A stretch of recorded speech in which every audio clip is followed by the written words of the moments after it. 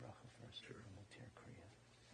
Right? Does anybody want a scarf to tear? You're planning to tear a shirt? We all wore shirts that will work. That will work. Okay. All right. For a parent, we tear on the left side over the heart. For a spouse, it would be on the right side. Someone's got a razor blade. Yes, it'll help. Then we'll say a couple of pieces of Tehillim.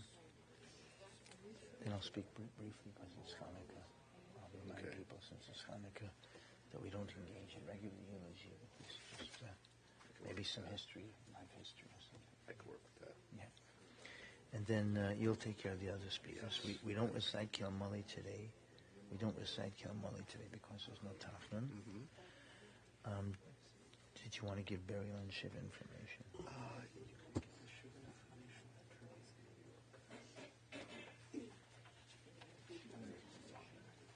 Sugar information's all there. Salisbury, right? Yeah. 4450 Salisbury. Okay, yeah. I'll just read from here. Right. It gives the times and everything. Right. I'll read the whole. Right. Contributions, youngers are okay. Appreciate it. So, David was asking, will you help with the kriya? So I'm sure you. Yeah, we'll do the Kriya. Okay. It'd be nice for you. It'd be nice for me. You're not a professional at that. I'm going to leave this pen here in case you need to write something. Okay? We got to turn it off. Last minute, and then we'll start. Okay. Yeah. Okay. So that, David, that was pretty much. That's pretty much it. Are there going anywhere? Not the questions. Can the family walk with the arm? Where's the arm Couldn't going? stay here. It's not- We're not going until after Shabbos. Okay. Oh, is your son in the room or is he going down? No, he's going to stay here with the chauffeur. Okay. I got you. Oh, okay. Yeah, he's getting driven to New York after Shabbos. Okay. Right at about 8 o'clock at night. So we don't have ball games, right? No. 8 o'clock is on. He's leaving 8 o'clock. And it's a Shabbos. Rabbi Krishner is going to drive. Okay. Do you know Rabbi You know Krishner? him? He's the best friends, right? He's a He's a good rabbi.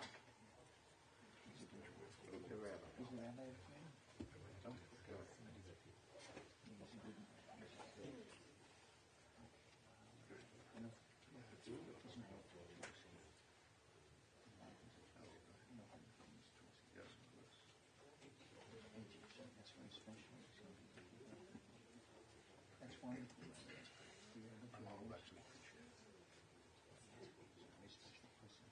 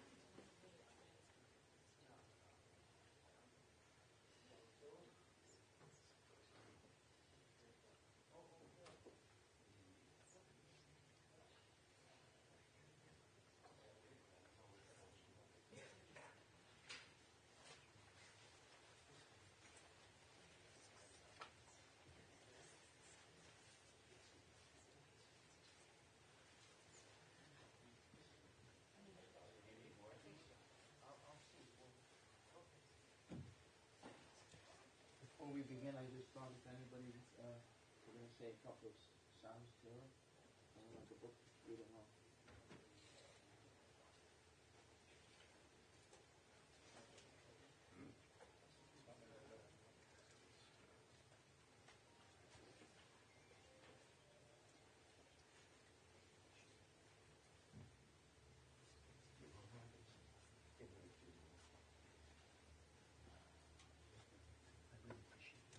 Anyone else?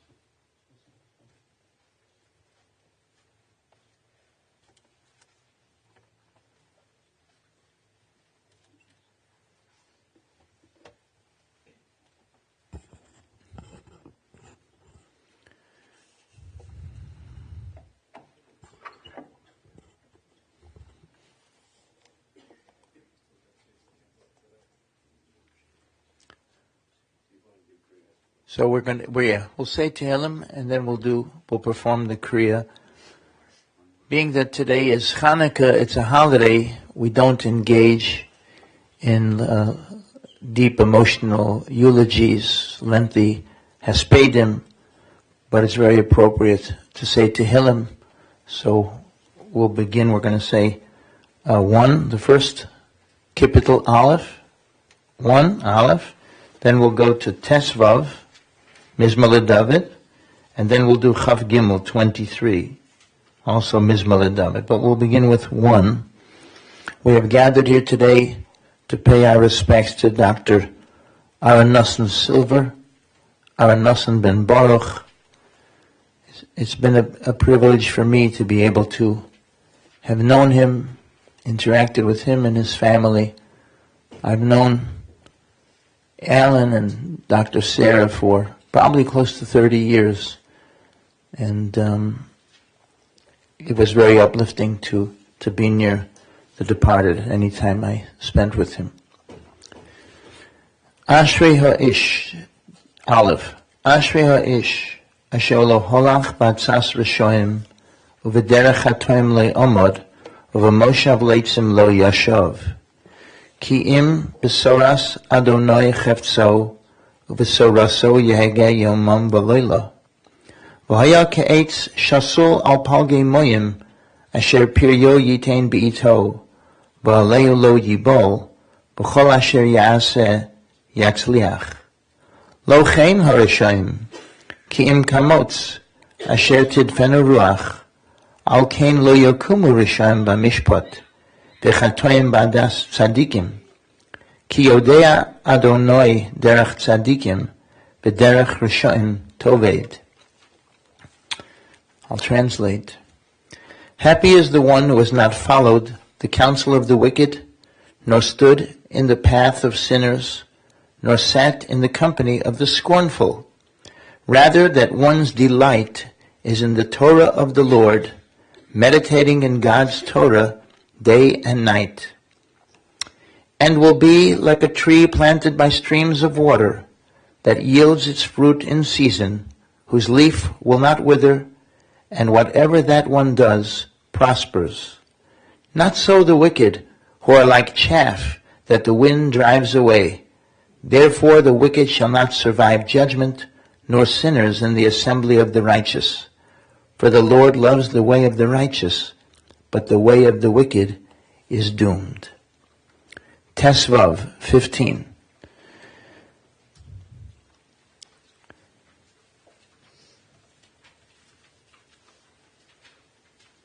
Mizmor LeDavid, Adonai mi yagur bi'ahalecha, mi yishkon b'har kodshecha, holech tamim ufoel tzedek, v'dover emes bovavo. Lo rogal al lishono, lo asa l're'ehu ra'ah, v'cherpa lo nasa al kirovo. Nivze be'enav nimas, ves yirei Adonai yichabed, nishpa l'hora b'layomir, kaspoy l'nosan b'neshech, v'shechar al noki l'lokoch, oisei ela l'yimoit l'oilam.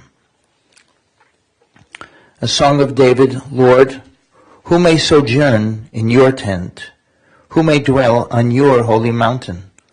One who walks in purity, does what is righteous, and speaks the truth from the heart, who has no slander on the tongue, nor has done harm to a fellow, nor casts disgrace toward a neighbor, in whose eyes a contemptible person is repulsive, but who honors those who are in awe of the Lord, who swears truthfully even to personal hurt and never retracts, who does not lend money on interest, nor takes a bribe against the innocent.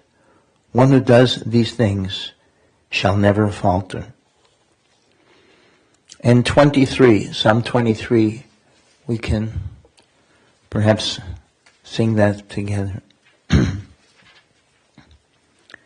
Mizmor leDavid, Adonai roi lo echsor, Benos teshen yarbitzeni, Amei menuchos yinaleini. Nafshi shalvev, Yalcheni v'magle tzedek le'eman shemo, Gam ki elech begetz halmoves, Lo irara ki atoi mohdi, Shivtecha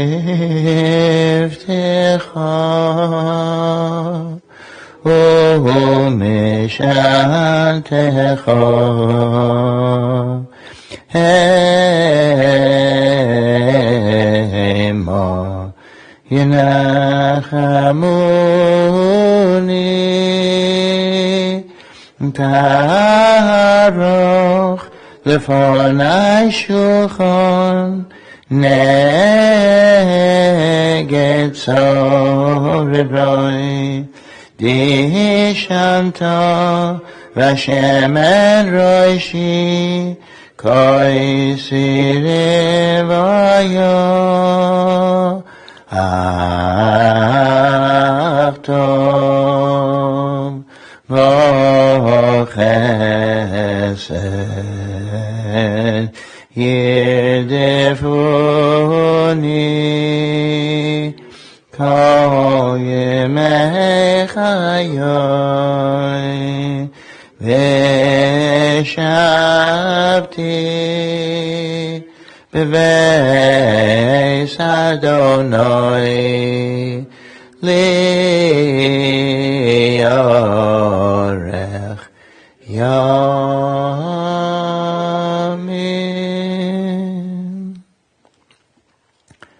A Song of David. The Lord is my shepherd, I shall not lack. God causes me to lie down in lush pastures. God leads me beside tranquil waters. God restores my soul and guides me in righteous paths for God's name's sake.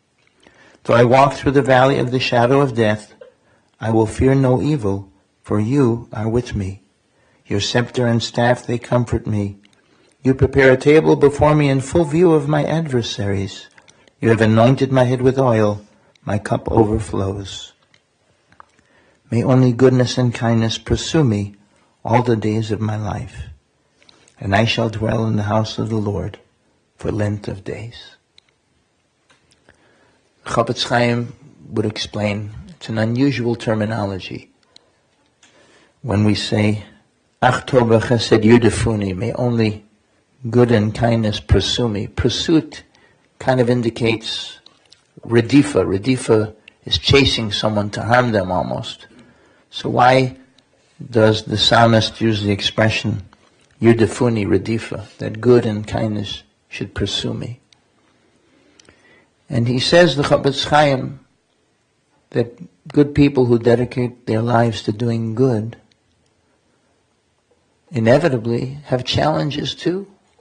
Every human being is sent down to overcome the challenges that we face. And we must have troubles in this world that we have to overcome. And the prayer of the psalmist is, I know I'm going to have troubles and challenges, but let it be from the good I do and the chesed. Let my troubles be that I had to be such a good person and had to overcome so much to do good and kindness. And it's a very appropriate verse to recite today. At this time, it's appropriate that the family tears Kriya. We're going to ask the family to rise, come toward the Aron. We're going to recite the blessing together, Dayan Ha'emet. And then for a parent, we tear over the right side, over the heart. For a parent, over the left side, over the heart. And for a spouse or any other relative would be on the right side.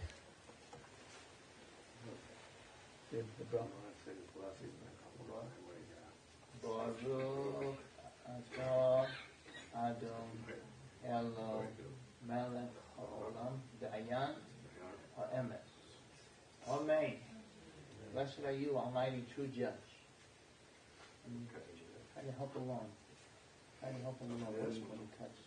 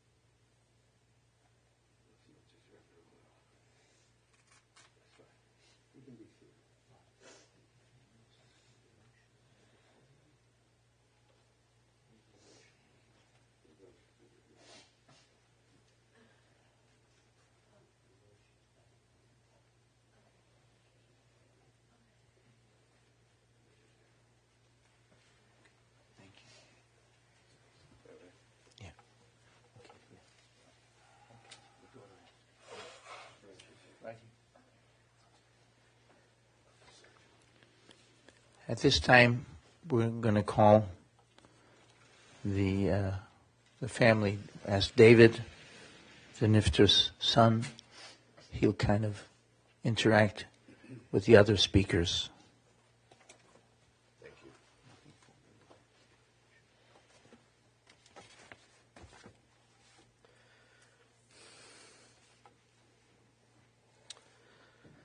I'm David Silver, my parents' oldest son. I'm an academic surgeon. I usually present to a number of gatherings, and there's different opportunities. If you present at the beginning, then you have everybody else to follow you, and you can say what you want, but they get the last word. If you present at the end, then we could either use it as a rebuttal or as a summary. And so I think that we have decided as a family to go in reverse chronological order. My brother, Charlie, is going to come and speak first, and then we will move sequentially. Charlie?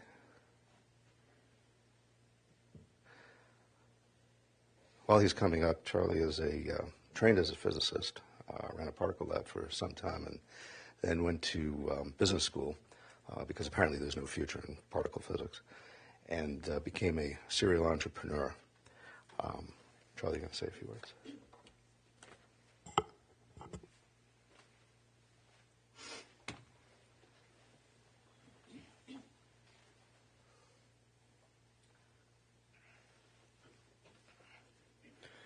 As the youngest of the six of us, I didn't grow up with all of the stories that we'll probably hear shortly.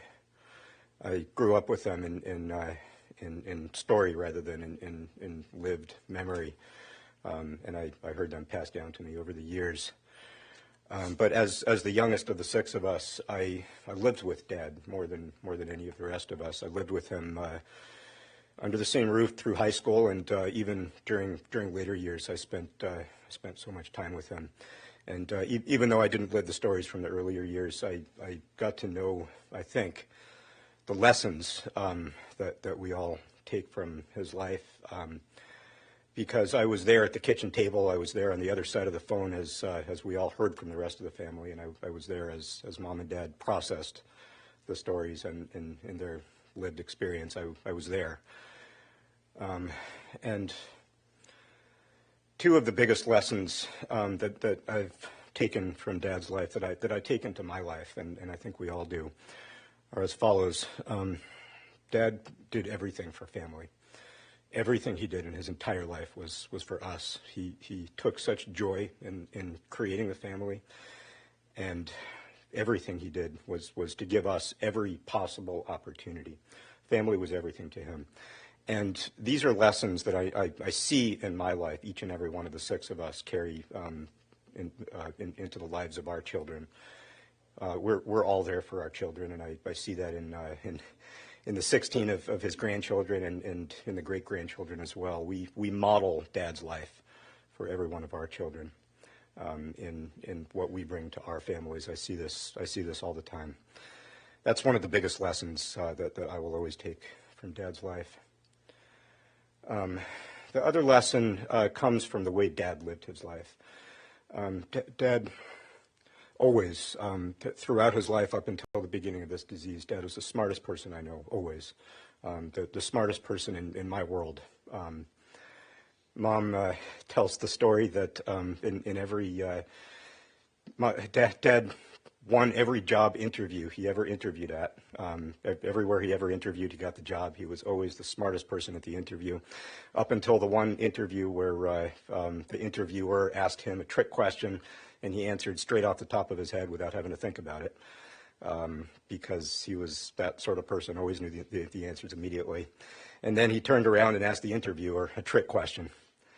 And that was the one job that Dad did not get. And Beth and I, over the years, have asked ourselves, what are the values that Dad gave to us? Because he never told us directly, this is what I want for you. But somehow we always knew it. He never told us, this is what you need to do. He never told us that you need to be the very best at what you are, and you need to succeed in everything you do. But somehow we absorb these lessons. And Beth and I never understood why we absorbed them and where it came from if he didn't tell it to us. And I realized that he modeled them for us. This was who he was, and we all wanted to be the very best because of him. He never said it to us, but because of who he was, because of the way he lived his life, we all wanted to reach out for that highest bar that he set, and we did. And that was the way he transmitted these lessons to us. The rabbi told me yesterday that it is the responsibility of the children more than anyone else to mourn for the deceased parent, and for that reason we go to greater lengths. That's the reason we mourn for a full year rather than the shloshim, and we take greater effort to mourn. And the reason for that, as the rabbi told me, is that because as children we think our parents are going to live forever, and it is our responsibility to recognize that they don't, more than anyone, because of the way we think about that. And I take meaning from that, but I also carry the belief that Dad will live forever. Not because of the lessons themselves, but because of the way he modeled them in us, and because of the way the four generations here model them for our descendants and will model for their descendants. Dad, I love you so much, but the lessons that you bring have made the world a better place in the generations that you have built, and they will carry through for many generations, for every generation, because of the way you've modeled them for us and because of the way we now carry them forward. I love you, Ted.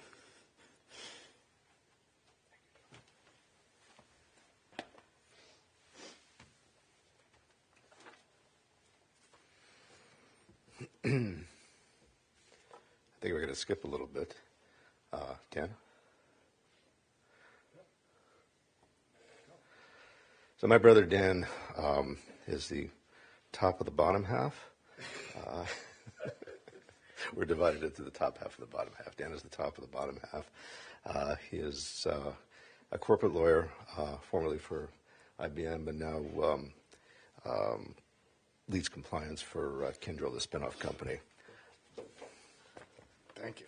So I'm not someone who likes to share, but I wanted to share just on the theme of lessons, another story. I think I worked it out last night that Dad was 37 when he had me. Is that about right? Yeah.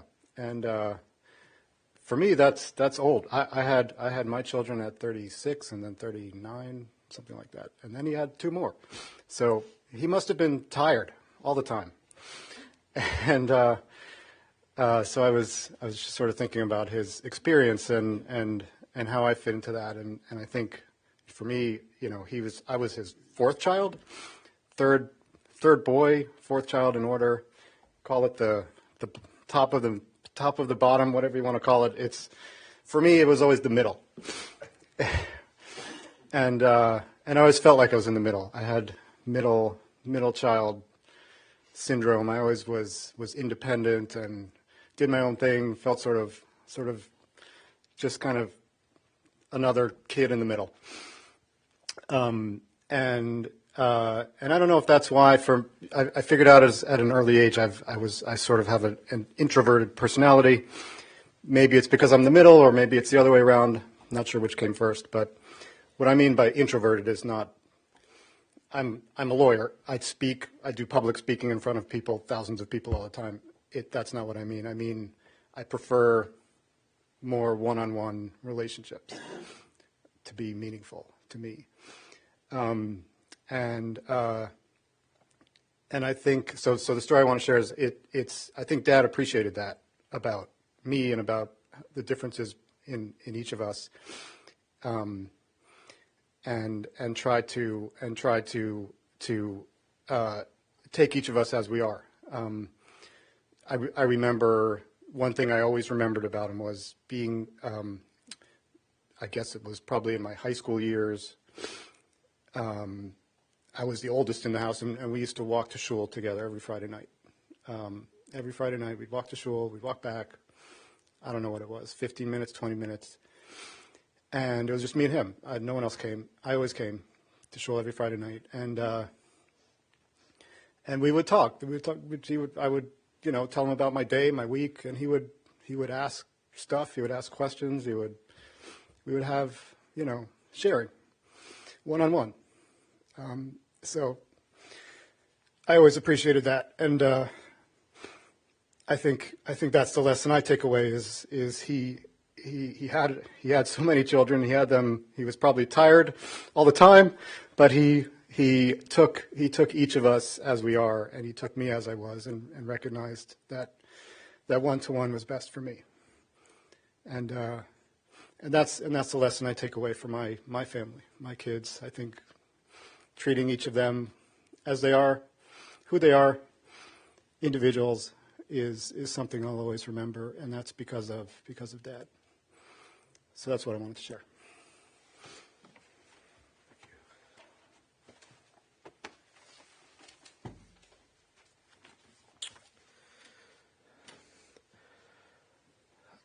Returning now to staying with the bottom theme, we're at the middle. We're at the middle of the bottom now.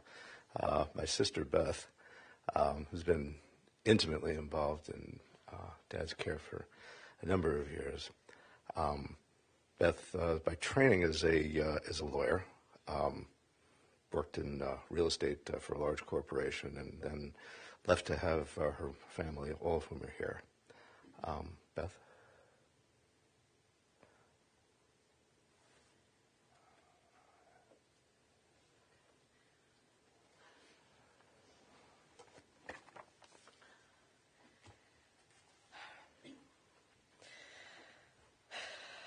So, I wasn't really planning on speaking because I wasn't sure I'd be coherent enough, but, and I never speak off the cuff without thinking about it beforehand.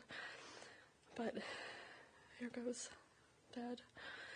I don't have any lessons to share. I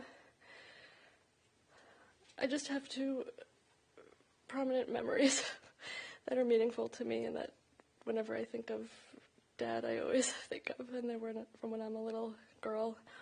The first is probably one of my earliest memories, so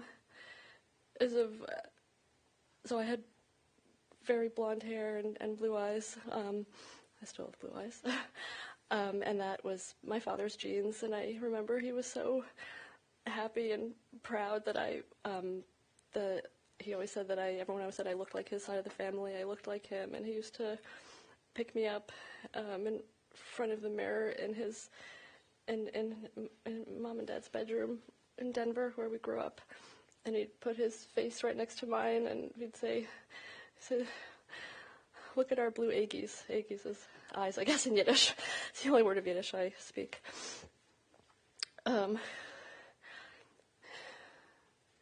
he was so happy that I looked like him. And the other memory that I have that always comes to mind is,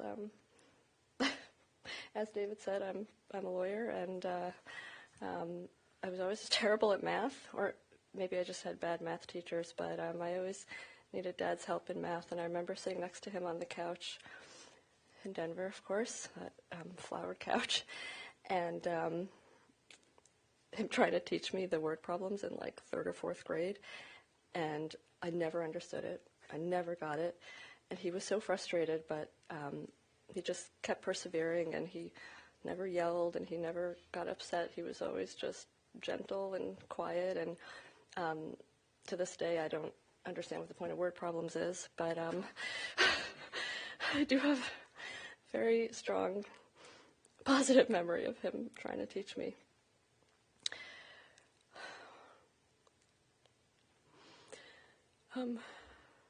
Dad, I've been with you a lot the last few weeks, whether you knew it was me or not. And I just want to tell you, it was a privilege. I'm so glad that I was able to be with you and care for you and spend time with you in my head and in my heart. I love you. I don't know if I ever said that to you and you were able to understand it. But I think you know it. And I think you can hear me. And I love you.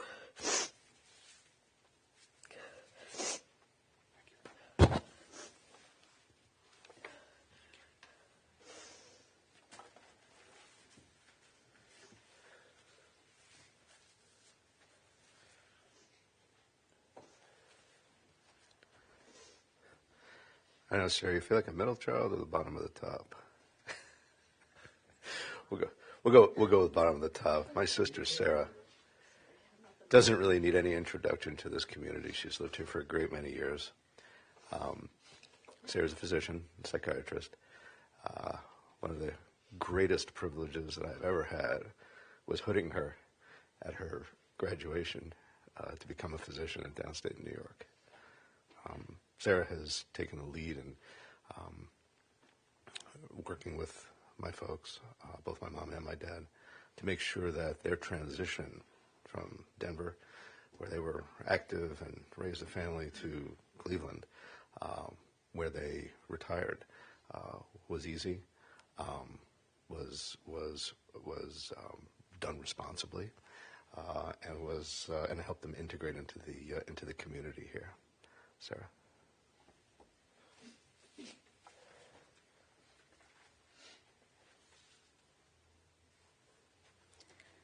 So, as you see, I'm not used to public speaking. I have a paper. But it's a short paper because you guys do know my dad. I just wanted to share some other words.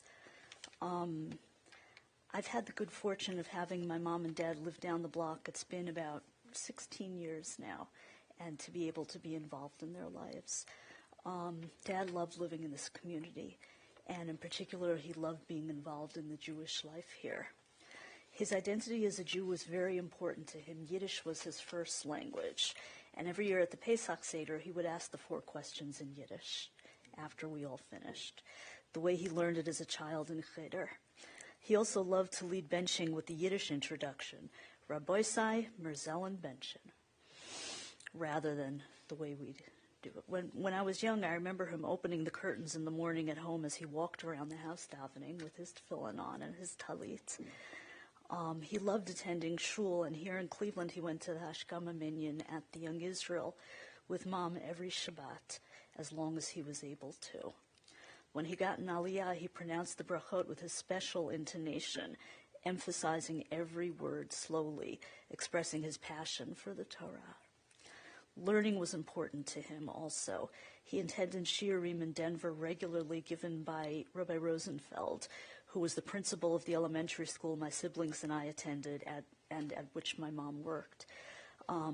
As Rabbi Rosenfeld was one of his most important mentors in the Denver community. When Mom and Dad moved to Cleveland, he began attending the daily daf given by Rabbi Bernstein, and he enjoyed it so much. He would always sit right next to Rabbi Bernstein so he could hear him, and he could pepper him with questions. And he would always tell us about it, pondering the implications of the ideas he learned. He was a quiet man whose family, as we all know, was the most important thing to him, and sacrificed, he and Mom, a lot for our education. Mom and Dad sacrificed a lot for us. Dad always encouraged us to think about our futures, asking, where do you want to be in life in 1 year, in 5 years, in 10 years? And he did the same thing methodically. He was a scientist to the core, and he would always ask, how does things work on the cellular level, on the molecular level, going as small and small as he could. Musically, Dad loved opera, Ashkenaz chazanos, and Yiddish songs. Dad, I will miss coming home from errands and finding you and Mom sitting on the bench outside my house. It has been a privilege to be able to see you through your illness of these last few years, and even the many times that we spent together in the emergency rooms was partially, of course, aside from when you weren't in pain, it was good time spent together. We would wait quietly for whatever happened next. You can't see this, of course, but I carry with me today a picture of my mom and dad in Denver, and what the picture is them from one of our camping trips, and which we took many of, and my dad wearing his straw cowboy hat, which he always loved so much, and put on my oldest son Shmuel when he was a kid, and quite often. Thank you for being my dad and for giving me so much. I love you.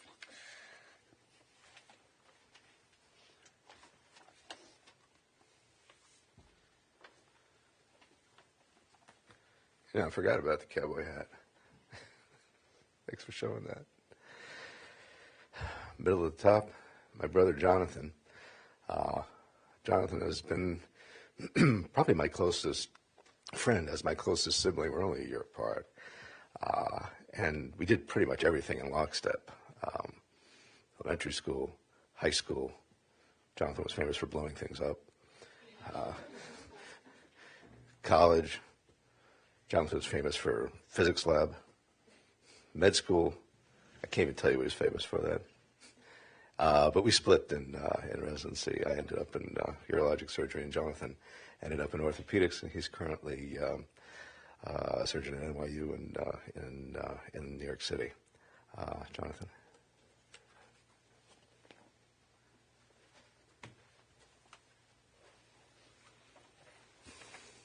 So it's Hanukkah. I can't really offer a proper eulogy, but I think some hakaras hatov, some thanks is in order.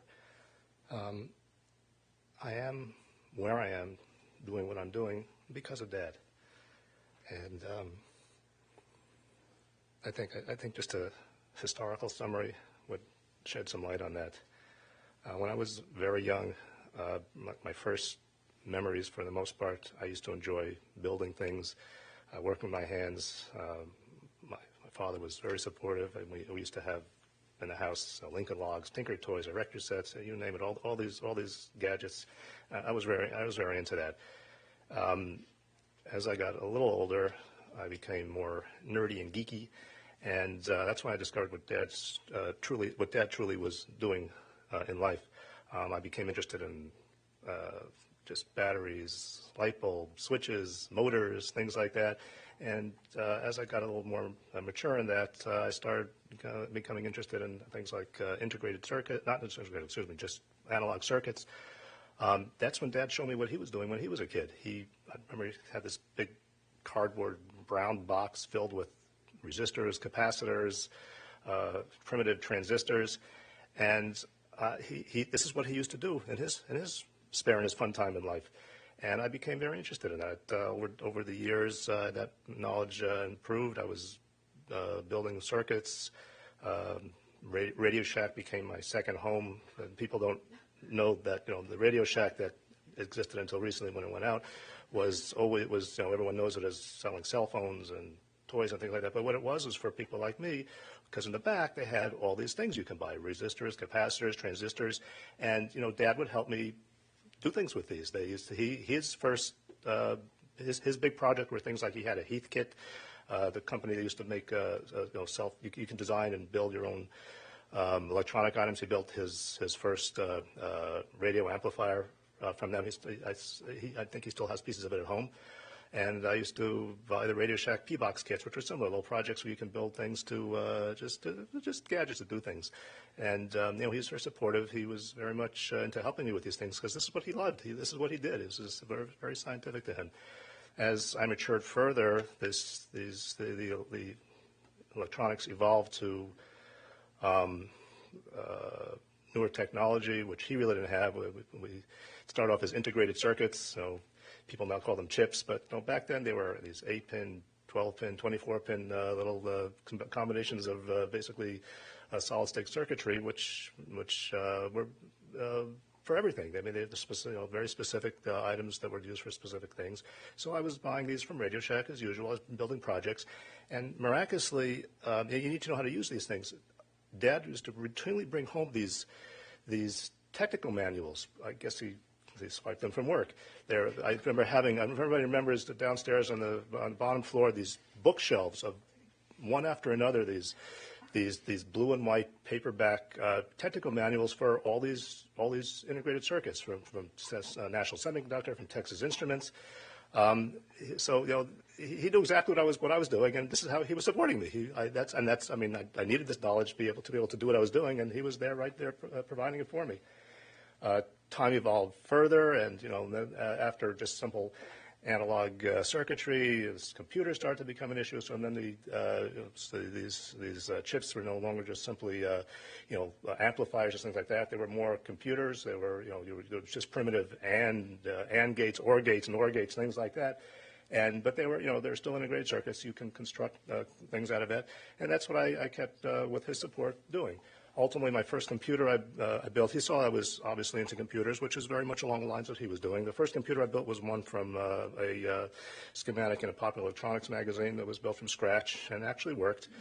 And at that point, he realized that I needed some more in-depth tutelage in this. And ultimately, the plan was to get me a computer, and my when I was suspended from the yeshiva, and I forget, right before my birthday, what was it, I don't know, my sophomore, junior year, I don't remember anymore. I got my birthday present early, and the dad had given me the original IBM PC. That if I still had that now, it'd be worth a lot of money. But that's that he loved the thing. It was a gadget. It was just totally up his alley. And not to be outdone, he would show me his equivalent stuff. I remember he used to bring home from work the first iteration of what we would now call a portable computer or a laptop, which was basically this, I think it was a device manufactured by Hewlett-Packard. It was truly a portable device, but it was about the size of 2 attaché cases stacked on top of each other. It had a real mechanical keyboard in front and some kind of proprietary storage device on the left side and the right side of the screen. It was like about a 5-inch green and white cathode ray tube screen. It probably had as much power as maybe a primitive calculator, but he loved the thing. He used to play with it. He used to show me what he do with it.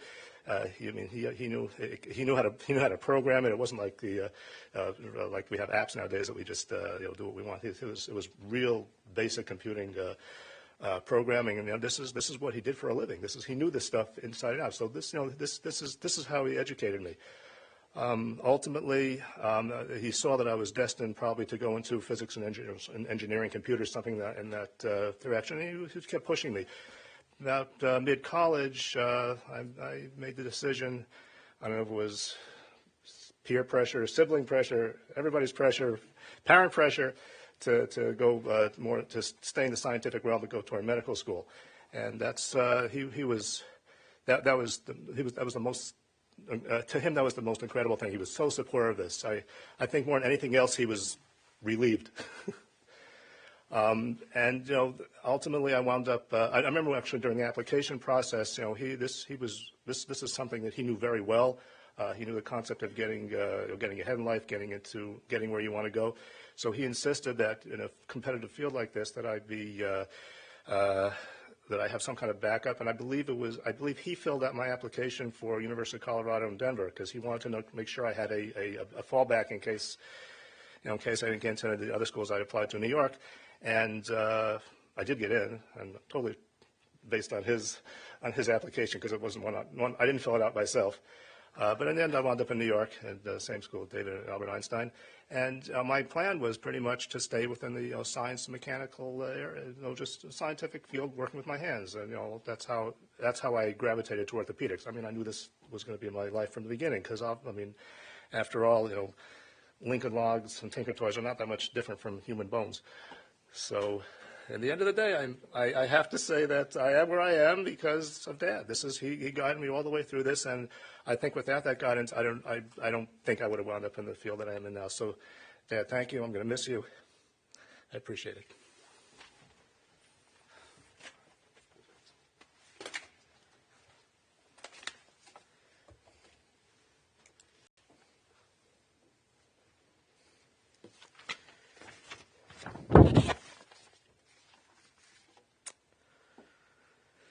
So there's no rebuttal for this.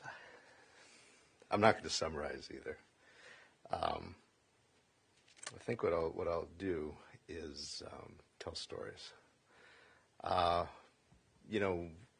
Many of you know my folks just for the last 16 years that they were here.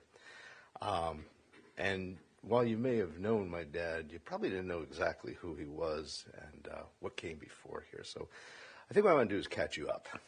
All right, my folks are expatriate New Yorkers.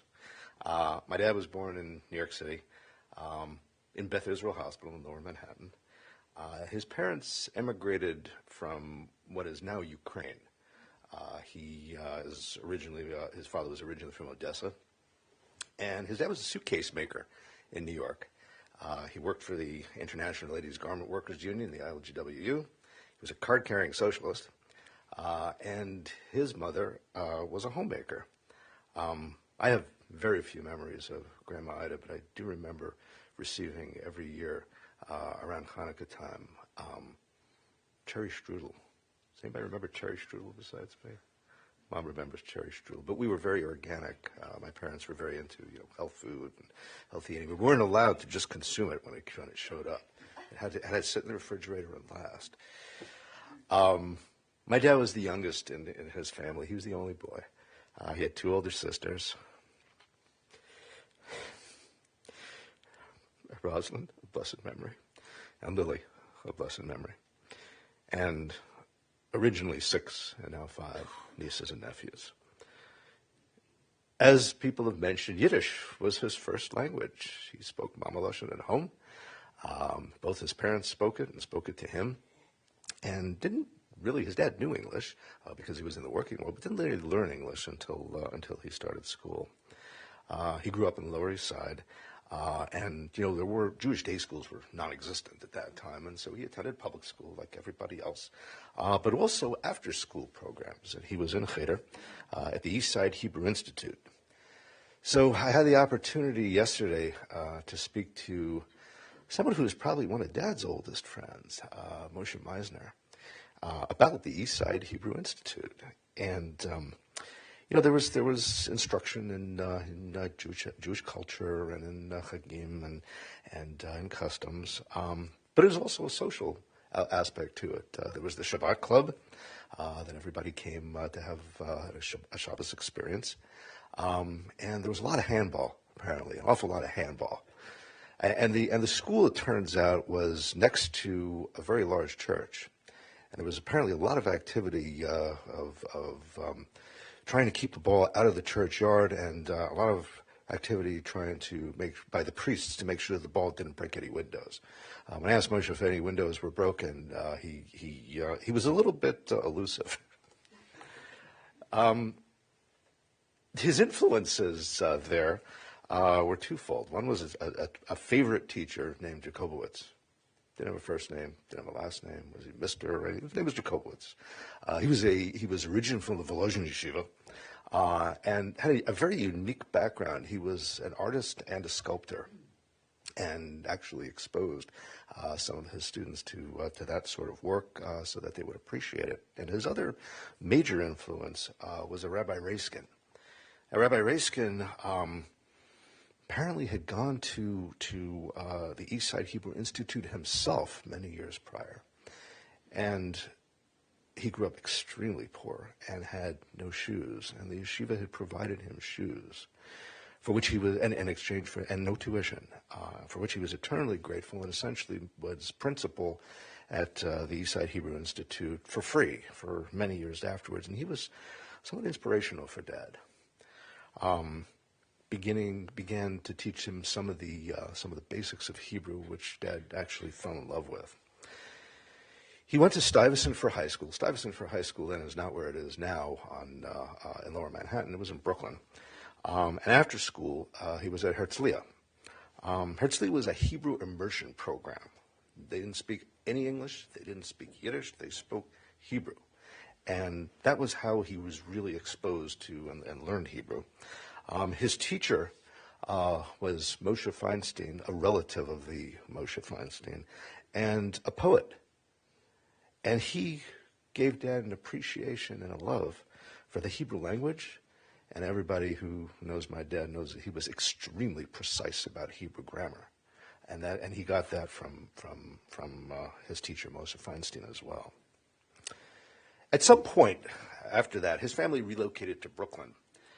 I didn't really know exactly where, and he didn't really talk about Brooklyn much, but I have to, and here come the stories, I have to say that when I was training, I went to school at Albert Einstein, and then I matched into general surgery and the urology residency program in Brooklyn at Maimonides Hospital, which is at 48th and 10th. And so I davened a couple of blocks away at B'nai Israel of Linden Heights, an old shul with a lot of very old people, but a very early minyan, which was good. And when Dad came to visit, I took him to shul on Shabbos, and he walks in the door, he looks around, he goes, "Yeah, I know this place. I have my uproof here." I had no idea. And so in asking around, we actually did find some people who had known his father, which was really a treat. My dad, as people have mentioned, was very often the smartest guy in the room. And, his mathematical and analytic talents were recognized very early. And he never paid 11 cents for his education. Schools recruited him. He went to Pratt for college. Pratt in those days was not only an art school, it was It was also a technical school, and they had an engineering program, which was what he was interested in, and he went for free. And after that, he obtained 2 masters. He worked at Columbia in the electronic research labs and took courses there, eventually matriculating and earning a degree. And also in Johns Hopkins University, where he also spent another 2 years. I asked him once, how is it possible that you went to so many schools? You went to you one in New York, then one in Hopkins, and he ultimately went on to Ohio State to do his PhD. And he said, yeah, they told me at each place that I would never get a degree from these schools. My dad was frequently the smartest guy in the room, and he didn't mind telling you. Winning friends and influencing people, including managing up, wasn't really his skill set. He did his PhD at Ohio State University and in operations research. For people who don't know this, operations research is the application of quantitative methods and mathematical modeling to solve large and complex problems.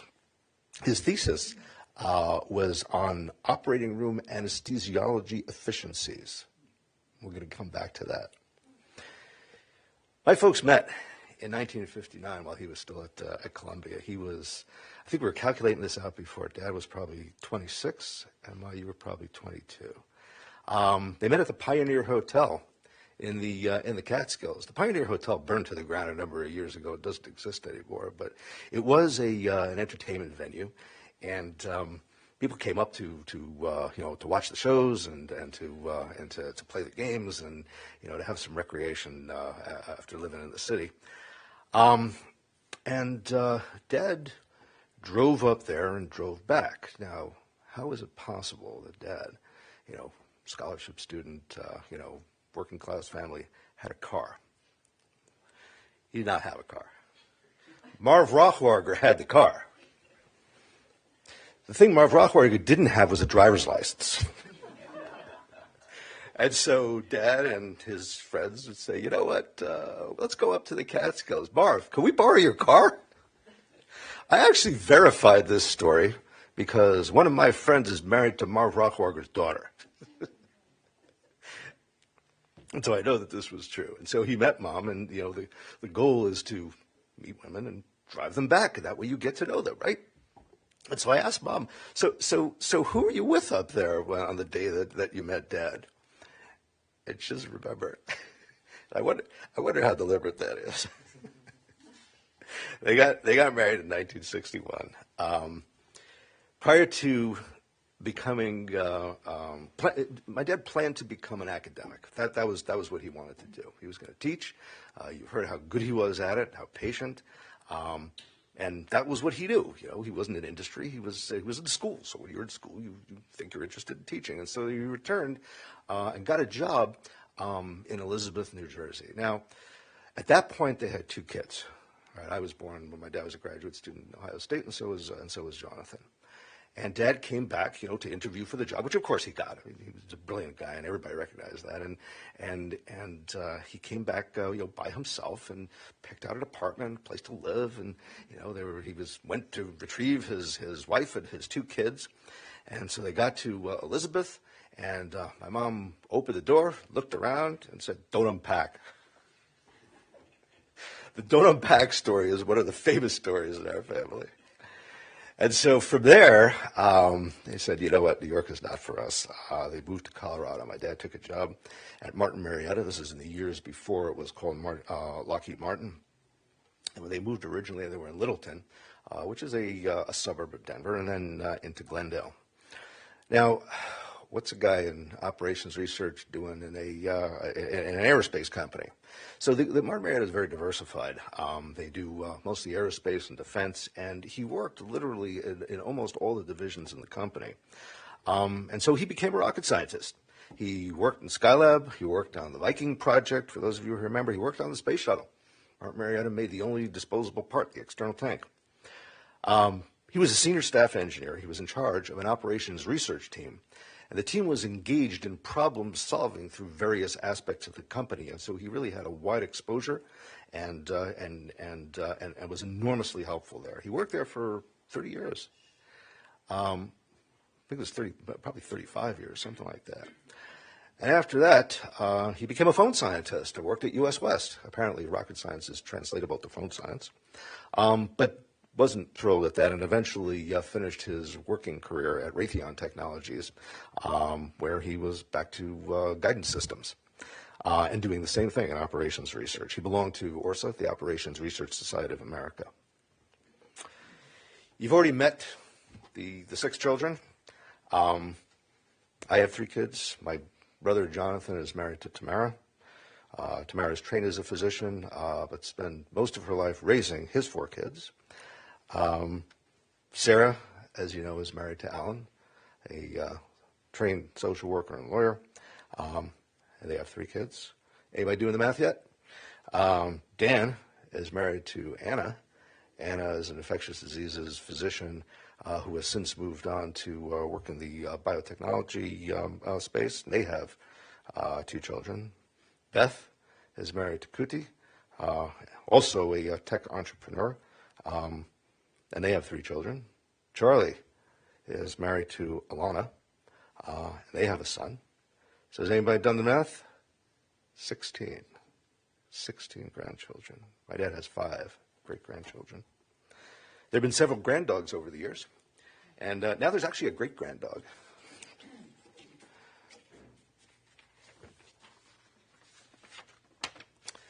So let's do some stories. My dad was a brilliant man with a razor-sharp intellect, and he fit perfectly into the brain trust of my uncles.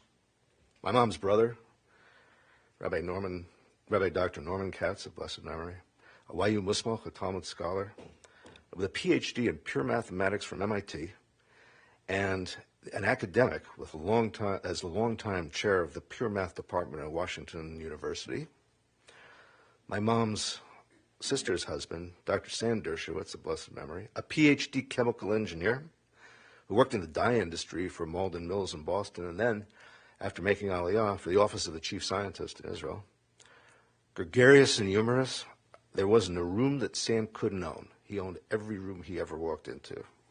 My mom's youngest brother, Dr. Mary Katz, who I think is on the live stream, a now retired PhD in operations research and industrial engineering, who worked in telecom development at the old Bell Labs before the breakup. My dad was a great fit with this group. My dad was the gematria guy, right? Playing with the numerical values of the Hebrew letters to add layers of meaning to words and wordplay, names, dates. No family event was complete without a good gematria. And the more complex, the better.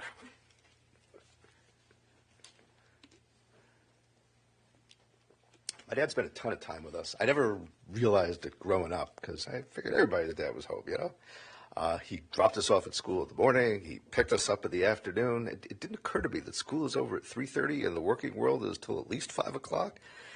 And it turned out that when I asked him about this later, he actually had 2 offices.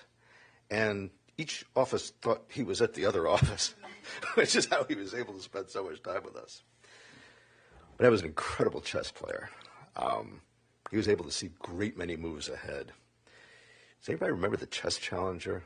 Little board size, little early chess, electronic chess game. It was a little algorithm-based, self-contained chess trainer. He routinely beat this thing.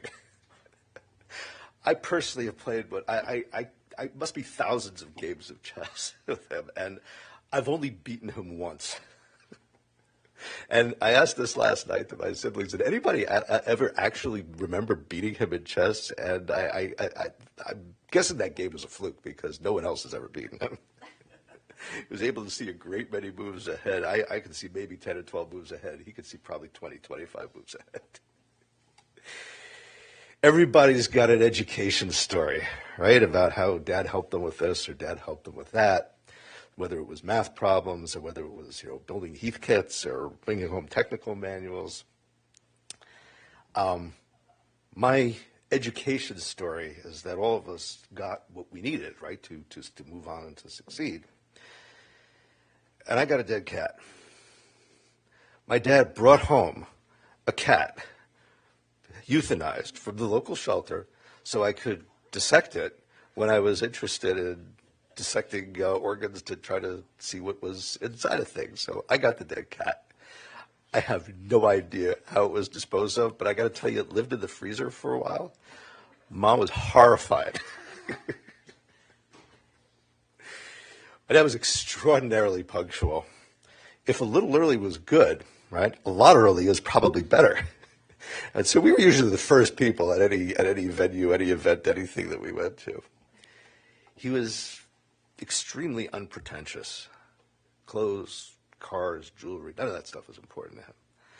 I never saw him wear more than a pair of cufflinks, a company tie-tack, and a simple watch.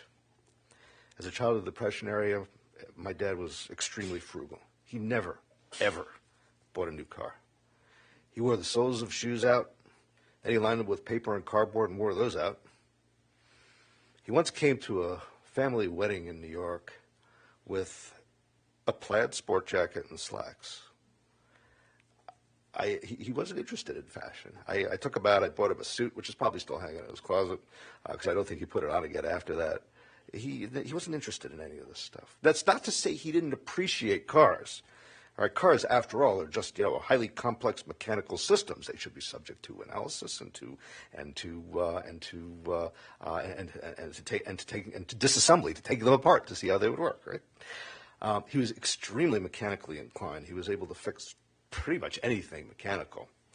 Doesn't mean it stayed fixed, but he was able to at least fix it and get it get it running again. And this happened a lot with old cars and washing machines and appliances and the various other mechanical devices around the house. Family vacations. We were talking about this last night also. Family vacations were often built around conferences, and that gives you the ability to at least expense part of the trip. And so I'm going to do more about this later, but I do remember visiting Disneyland in Anaheim and Dad disappearing for a couple of hours to give a paper. And so I asked him, years later about all these papers. How he didn't have like a big research team. How did you? And he worked in industry. So where'd you get all the wherewithal to give all these papers? He goes, I just took the same formula and reworked the paper every time. He had a lifelong fascination with medicine. I guess that's how the three of us ended up as physicians. He'd even applied to medical schools at some point. One of the highlights, I think, of our relationship was getting him into my OR as an observer when in the early years of my practice, literally 30 years after he last left the OR during data collection for his PhD thesis.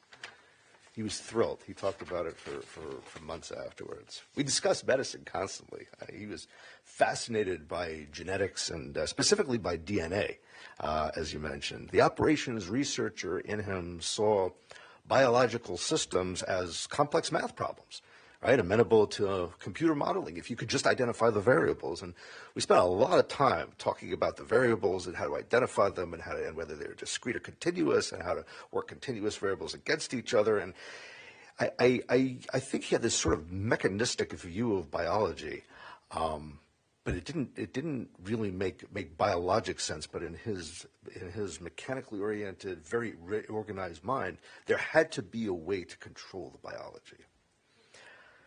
One of my favorite stories of his relationship to medicine.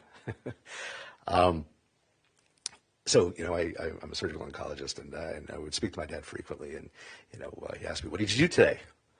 Well, Dad, I did a radical prostatectomy for prostate cancer. I did a nephrectomy for kidney cancer, and there's a pause on the phone, and he said, "They let you do that?" Yeah, Dad, I'm a board certified surgeon. I've trained forever to do this. This is what I do.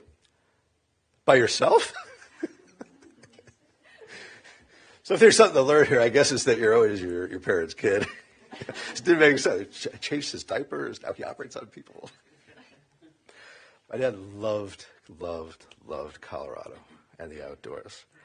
Every year when we were kids, he would drive up to Estes Park, to the Y Camp, to live in the mountains. Now, it's not really living in the mountains, right? It's like a summer camp with, full-sized homes and, other activities.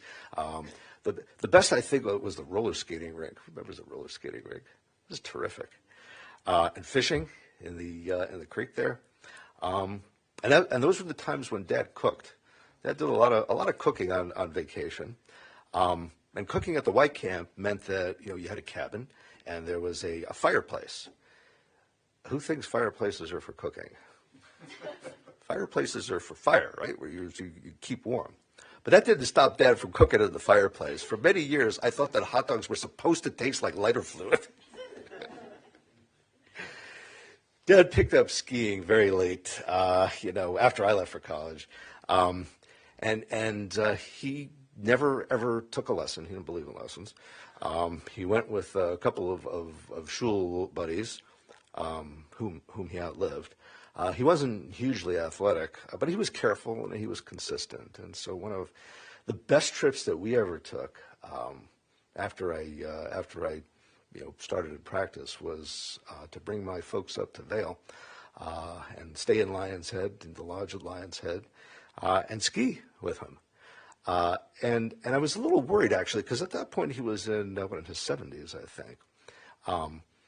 And nobody wants to see a 70-year-old man fall down a ski slope. I think he was about 75 or 76 at that point. And so I set up an appointment with him with an instructor. And so I found a guy through Vail Ski School who was older than him, because he was going to listen to a young instructor. And I sent him out for the day with Dad. And Dad lasted about 3/4 of the day, and he came back. And so I pulled the instructor aside. I said, "So, what do you think? Should he keep skiing? I mean, he's 75-year-old, not so athletic man." The instructor looks at me and goes, "Let him ski. He loves it. He's not at risk. Just let him do whatever he wants." As mentioned previously, Dad loved cantorial music and Yiddish music. It reminded him of concerts with his father. He recorded a lot of this on reel-to-reel tape on what he called a hi-fi, which we would now call a stereo, in the basement, on tape that was on a reel salvaged from the recording tapes from the Viking Project, which I'm really hoping had been erased. And he listened, not through speakers, because it was really in a very small closet. He listened through headphones, and so you could see him sitting and nodding and occasionally mouthing the words of Ben Zion Schenker, one of his favorites, with Moshe Zerigunim, and Yiddish theater. After they retired, my folks moved to Cleveland to be near Sarah and her family. But they used the house to escape the Cleveland winter. It was truly sad for him when they sold the Denver house and moved to Cleveland permanently. And so now you're caught up. It came before he came to Cleveland. Are there lessons here? I don't know if there are lessons here, but take from it what you will. One more thing.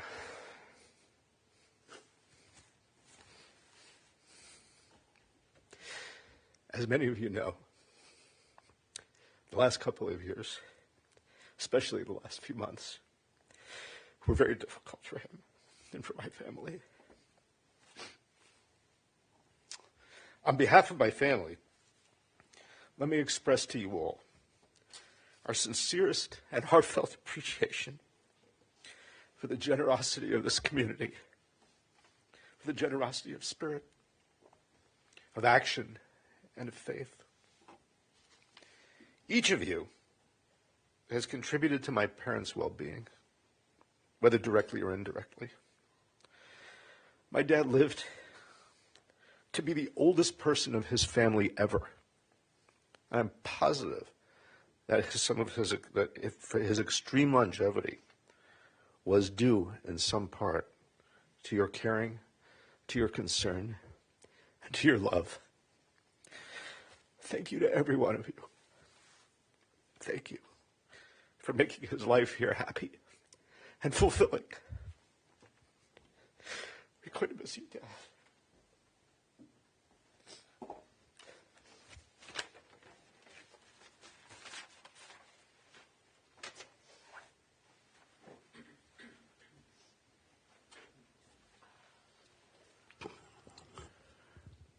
I want to express appreciation on behalf of Menorah Park to Dr. Sarah, who worked so hard for years on our campus, taking care of the needs of our geriatric population. I want to ask Mechila from the Nifter. I want to ask forgiveness for Bar Nassan. It's inevitable in human interaction. Sometimes we err. If we wronged you in any way, I ask if I wronged you, please forgive me. Ask on behalf of myself and our community. Ask Mechila. At this time, before we prepare to go, we're fortunate to have a longtime friend of the family who studied by some of America's greatest cantors, Cantor Larry Josefovitz is here, who has his own composition for the Mizmor, and we would ask if he would come and recite it.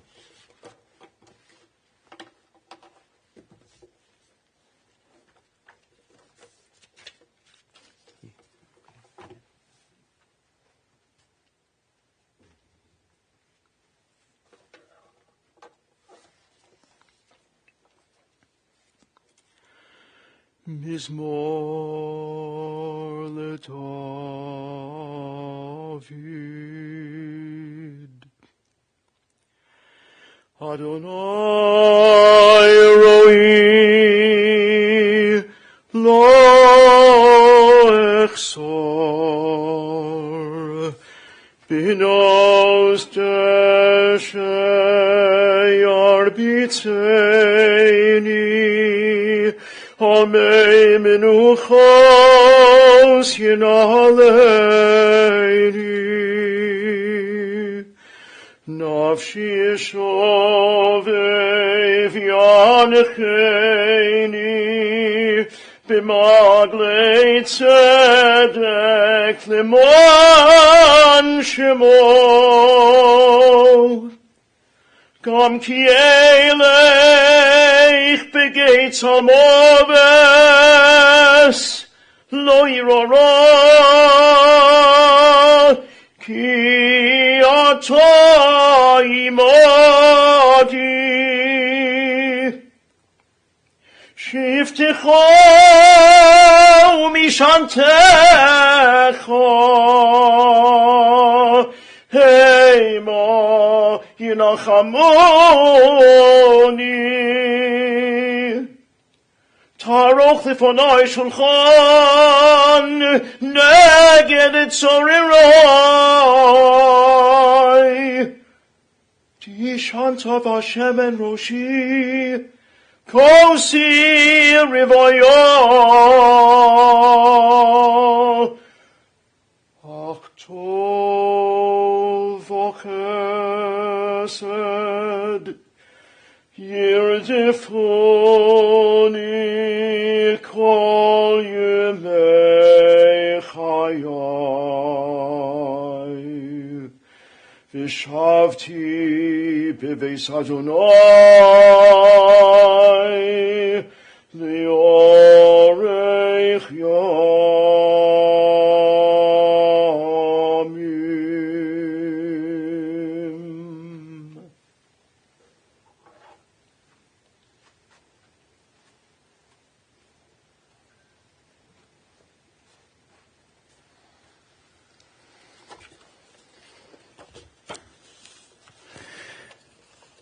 Shiva today will be held at 4450 Silsby Road, University Heights.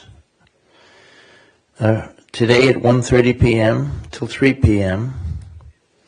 Saturday 6:30 till 8:30 p.m. Sunday, Monday, and Tuesday, Wednesday 8 a.m. to 11 a.m. 1 p.m. to 4 p.m. 6 p.m. to 8 p.m. Friends who wish may contribute to Young Israel of Greater Cleveland. Family expresses appreciation to everyone.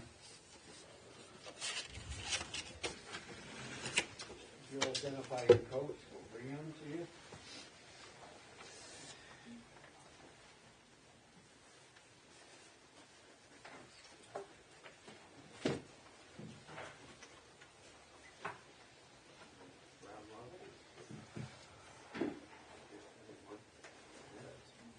If you'll remain where you're at, the family, bring your coach to you.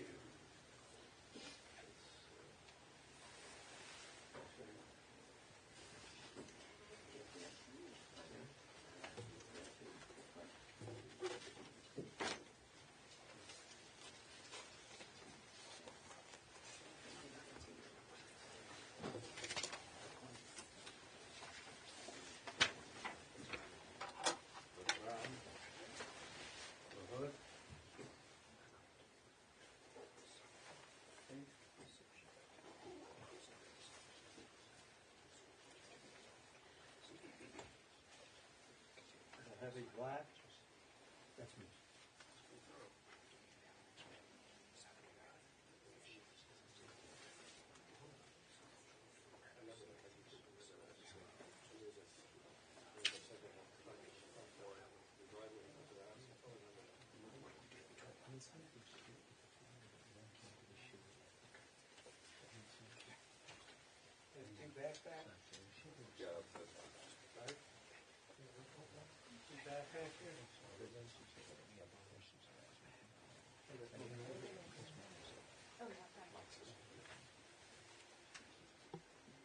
This concludes our service. Now we'd like you to turn back to their cars.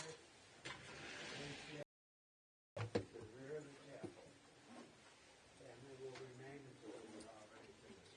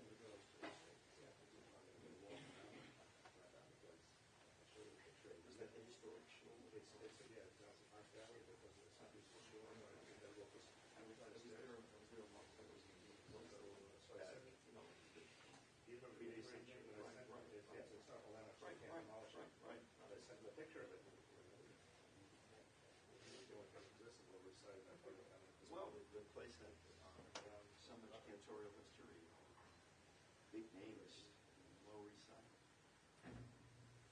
I'll tell you a mice that goes along with that, which you would have appreciated if you didn't hear it yourself.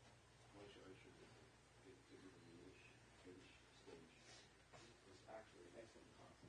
Not observed, excellent concert. And Luke was on the exhibit. He was hired, I believe, at the Disney Club. Straight shit. For young and terrific that he walks on the back of the he was perfectly shot. And he walked down and said, Tom. I don't give a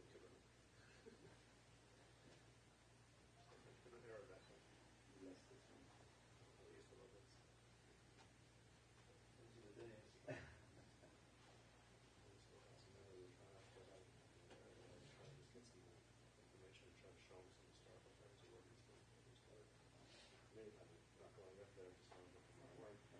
days. See them on the Lower East Side. Over the Bronx.